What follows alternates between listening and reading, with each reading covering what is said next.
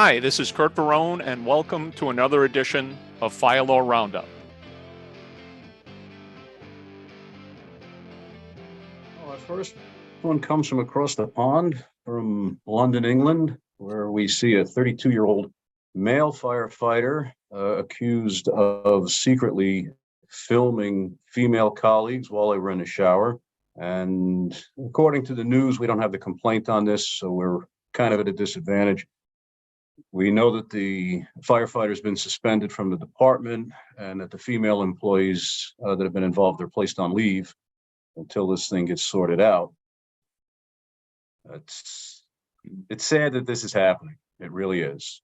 And it's not unique to the UK. You know what? It's not unique to the fire service in general, but it's not unique to the UK. I've got a couple of dozen cases from some of which from some very large fire departments. Really? With very, very similar fact patterns. One unusual thing is this guy apparently had some sort of a interest in young girls under the age of 13. Which I guess you can be a voyeur.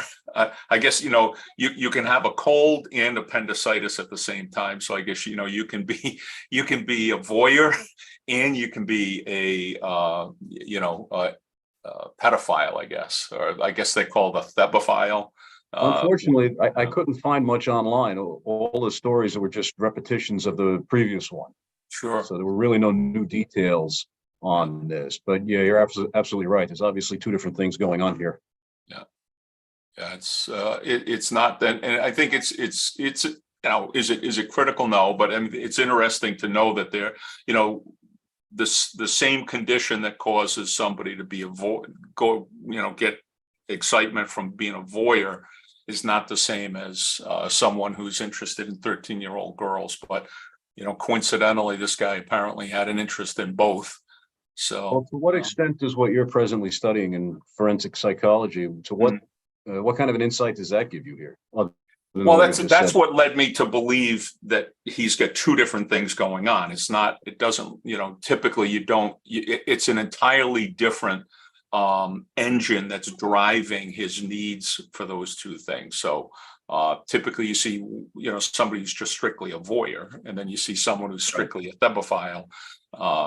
You don't see, and I'm assuming that it could be a pedophile, but there's different categories of pedophiles. So, but those who would go after a post-pubescent person would be considered to be a thebophile. So, under the big umbrella of pedophile. But a couple of interesting things about this. One is that they didn't identify him in the paper, and I guess I'm assuming that's a British or an English approach. Here the guy's name would be plastered all over. Oh, absolutely. The front pages. So, the question that jumped into my mind is, what's he doing with the images? Yeah. Is this for his own purposes, or is he disseminating this information? Obviously just the camera alone, at least in New York, would be a felony for unlawful surveillance. But once you get into the dissemination, especially when we're looking at different ages here, are we looking at child pornography? Just how far is this, or how big is the potential for this thing to go? Yeah. Well, it's not the first case. It won't be the last case, but it's something that, like law enforcement, fire, we tend to have each other's back. And I think we've all got a point where we're saying, you know what, when I become aware of certain behaviors, I have your back, but I can't have your back at this point. And I think, well, folks are going to be aware of the types of things, like when you are aware that somebody has a propensity to secretly record, that's a concern. This isn't a prank. Right. We're not talking about compounding a scratch out of a fire truck. I don't know anything about it. Right. No, right. But